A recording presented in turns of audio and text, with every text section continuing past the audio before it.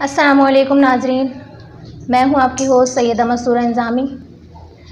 آپ دیکھ رہے ہیں programme back to Quran back to محمد صلی اللہ علیہ وسلم، اور آج کا جو ہمارا موضوع ہے وہ اخلاق نبوی صلی اللہ علیہ وآلہ وسلم ہے۔ جیسا کہ آپ لوگ جانتے ہیں کہ ماہ ربیع الاول کا مہینہ ہے اور اس میں سرکار دو عالم صلی اللہ علیہ وآلہ وسلم کی ولادت باسعادت ہوئی۔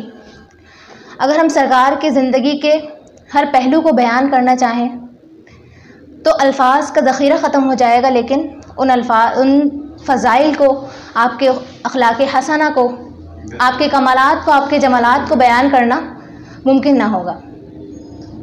تو اس لیے آج کا جو ہم نے موضوع لیا ہے وہ اخلاق نبوی صلی اللہ علیہ وآلہ وسلم لیا ہے۔ تو اسی کے ضمن میں ہم کچھ آیت مبارکہ، حدیث مبارکہ اور چند واقعات آپ کی خدمت میں پیش کریں گے۔ سب سے پہلے ہم ایک آیت مبارکہ جو قرآن پاک میں موجود ہے کہ وَإِنَّكَ لَعَلَىٰ خُلُقٍ عَظِيمٍ، کہ اللہ تبارک و تعالیٰ قرآن پاک میں ارشاد فرماتا ہے اور بے شک آپ کے اخلاق بڑے شان والے ہیں۔ ایک مرتبہ حضرت سعد بن ہشام رضی اللہ تعالیٰ عنہ فرماتے ہیں کہ میں حضرت عائشہ رضی اللہ تعالیٰ عنہ کی خدمت میں حاضر ہوا اور آپ سے عرض کی کہ اے ام المؤمنین، مجھے سرکار دو عالم صلی اللہ علیہ وآلہ وسلم کے اخلاق طیبہ کے بارے میں بتائیے۔ تو حضرت عائشہ فرماتی ہیں کہ کان خلقہ القرآن، کہ آپ کا خلق قرآن تھا۔ اس کے بعد آپ نے یہ فرمایا کہ کیا تم نے قرآن پاک کی یہ آیت مبارکہ نہیں پڑھی کہ جس میں اللہ تبارک و تعالیٰ ارشاد فرماتا ہے کہ وَإِنَّكَ لَعَلَىٰ خُلُقٍ عَظِيمٍ، کہ بے شک آپ کے اخلاق بڑی شان والے ہیں، جن کے بارے میں اللہ رب العزت خود شان والے اخلاق بیان کرے تو ان کے اخلاق کا عالم کیا ہوگا۔ اسی کے ضمن میں ایک واقعہ آپ کی خدمت میں پیش کروں گی کہ ایک مرتبہ حضرت زید بن ثانہ، یہ یہودیوں کے بہت بڑے عالم تھے، اور قبول اسلام سے پہلے آپ کا سرکار دو عالم صلی اللہ علیہ وآلہ وسلم کے ساتھ ایک معاہدہ طے ہوا، کھجوروں کا ایک سودا طے ہوا۔ اس میں ایک مدت مقرر کی گئی۔ ابھی مدت مکمل ہونے میں 2 دن کافی تھے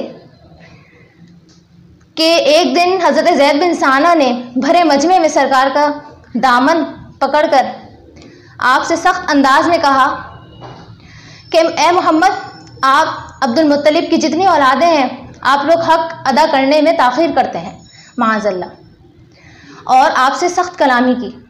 تو حضرت عمر فاروق رضی اللہ تعالیٰ عنہ کیونکہ حضور کے ہمراہ تھے تو آپ نے کہا کہ اے شخص، تم یہ کس طرح رسول اللہ صلی اللہ علیہ وآلہ وسلم کی بارگاہ میں الفاظ کہہ رہے ہو؟ اگر سرکار کا ادب مانے نہ ہوتا تو میں تمہاری گردن اتار دیتا۔ تو سرکار دو عالم صلی اللہ علیہ وآلہ وسلم نے ارشاد فرمایا کہ اے عمر، آپ کیا کہہ رہے ہیں؟ آپ کو چاہیے کہ آپ مجھے حق کے ادا کرنے کی ترغیب دیں اور اسے نرمی کی ہدایت دیں۔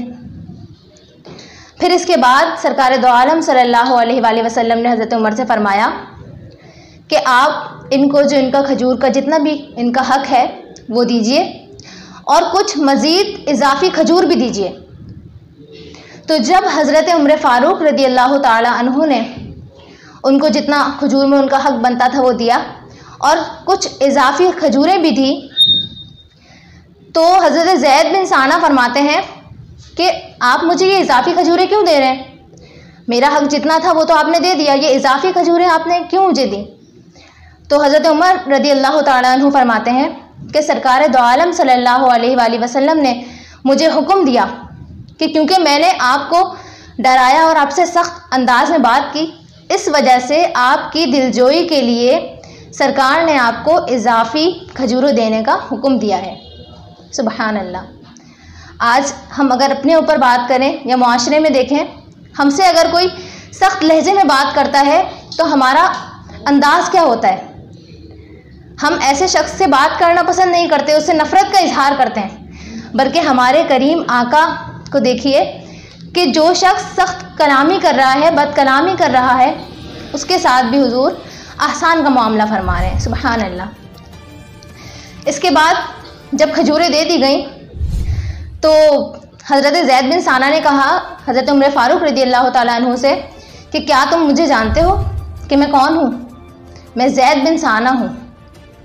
تو حضرت عمر فاروق رضی اللہ تعالیٰ عنہ فرماتے ہیں کہ کیا تم وہ زید بن ثانہ ہو جو یہودیوں کے بہت بڑے عالم ہیں؟ تو انہوں نے کہا جی۔ تو پھر حضرت عمر فاروق رضی اللہ تعالیٰ عنہ نے آپ سے سوال کیا کہ آپ نے ایسا معاملہ کیوں کیا؟ آپ تو بہت بڑے عالم ہیں، آپ نے ایسا معاملہ سرکار کی بارگاہ میں کیوں کیا؟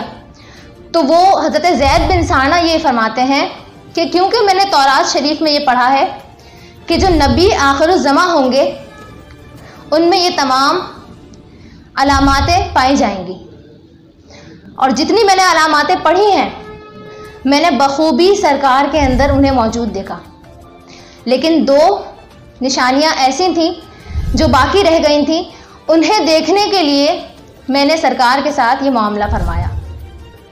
اور آج میں آپ کو گواہ بنا کے کہتا ہوں، میں اللہ کی قسم کھا کے کہتا ہوں کہ میں حضرت محمد مصطفیٰ صلی اللہ علیہ وآلہ وسلم پر ایمان لایا اور آپ نبی برحق ہیں۔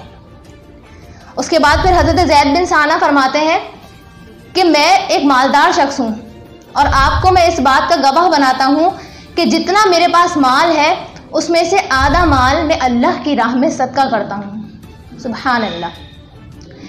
یہ سرکار کے اخلاق کریمہ کی وجہ سے ہوا کہ آپ نے ایک یعنی غیر مسلم تھے، دوسرے مذہب کے تھے، ان کے ساتھ اتنی احسان ایک معاملہ فرمایا، احسان والا، کہ جس کی وجہ سے وہ نہ صرف اسلام میں داخل ہوئے بلکہ اللہ تعالیٰ کی راہ میں امت محمدی کے لیے انہوں نے صدقہ بھی کیا، یعنی اپنا مال خرچ کیا۔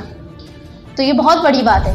اور آج اگر ہم اپنے اوپر یہ بات دیکھیں اور اپنے معاشرے میں یہ بات دیکھیں تو ہم اخلاقی طور پر پستی کا شکار ہیں۔ ہم ذرا سے معاملات میں فوراً سے غصہ ہو جاتے ہیں، فوراً سے لڑنا شروع کر دیتے ہیں، بھڑک جاتے ہیں، حالانکہ ہمارے پیارے نبی حضرت محمد مصطفیٰ صلی اللہ علیہ وآلہ وسلم تو ہمیں صبر و تحمل کا درس دے رہے ہیں کہ انسان کو صبر و تحمل سے کام کرنا چاہیے اور سامنے والے سے خوش اخلاقی سے، چاہے وہ اپنا ہو یا چاہے پرایا ہو، سب سے خوش اخلاقی سے بات کرنی چاہیے۔ اسی طرح ایک مرتبہ سرکار دو عالم صلی اللہ علیہ وآلہ وسلم درخت کے نیچے آرام فرما رہے تھے، تو ایک غورث نامی شخص آیا جس کے ہاتھ میں تلوار تھی، اور وہ آ کے کہنے لگا کہ اے محمد صلی اللہ علیہ وسلم کہ اب تمہیں مجھ سے کون بچائے گا؟ وہ معاذ اللہ سرکار کو شہید کرنے کے ارادے سے آیا تھا۔ تو سرکار دو عالم صلی اللہ علیہ وسلم نے فرمایا کہ میرا رب مجھے بچائے گا۔ سرکار کا یہ کہنا تھا کہ اس کے ہاتھ سے تلوار گر گئی اور سرکار نے وہ تلوار اٹھا لی۔ تو جو غورث نامی شخص تھا جو معاذ اللہ سرکار کو شہید کرنے کے ارادے سے آیا تھا، وہ یہ سمجھا کہ شاید اب مجھ سے یہ انتقام لیں گے، لیکن قربان جائیے آپ کے اور ہمارے حضرت محمد مصطفیٰ صلی اللہ علیہ وآلہ وسلم پر کہ آپ نے اس شخص کو معاف فرما دیا۔ اگر ہمارے ساتھ یہ معاملہ ہو، ہمیں کوئی قتل کرنے کے لیے آئے، تو ہم تو پہلی فرصت میں ہم یہ کریں گے کہ پہلا وار ہی اس پہ کیا جائے، یا اگر کوئی یہ سوچ بھی لینا تو اس کے بارے میں ہمارے منفی خیالات مرتب ہونا شروع ہو جائیں گے۔ تو ہمیں ایسا بالکل نہیں کرنا چاہیے، بلکہ حضور کے اخلاق حسنہ جو ہمیں درس دیتے ہیں، جو ہماری تربیت کرتے ہیں، اسے قبول کرنا چاہیے۔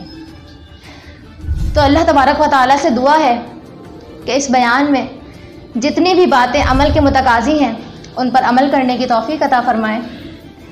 اور اس شعر کے ساتھ اپنے پروگرام کا اختتام کروں گی کہ تیرے خلق کو حق نے عظیم کہا، کہ تیرے خلق کو حق نے عظیم کہا، تیری خلق کو حق نے جمیل کہا، کوئی تجھ سا ہوا ہے نہ ہوگا شہا، تیرے خالق کی حسن و ادا کی قسم۔ اسی کے ساتھ اپنی میزبان حافظہ سیدہ مسرورہ کو اجازت دیجیے۔ اللہ نگہبان۔